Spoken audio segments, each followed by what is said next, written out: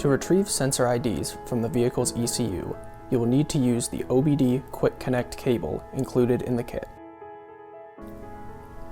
From the main menu, select Program Sensor. Then select Sensor Selection. Choose the sensor you are working with.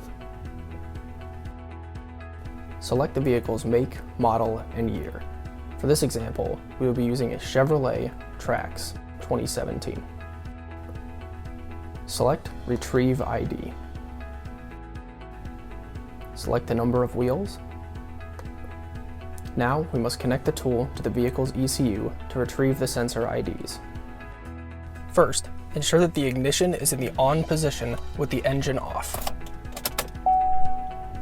Then we must connect the OBD Quick Connect cable to the tool. Now, connect the OBD2 cable to the vehicle. Once the OBD cable is connected, press OK.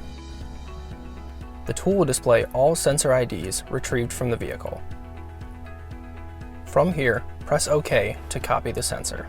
Place the sensor above the tool's antenna and hit the trigger button.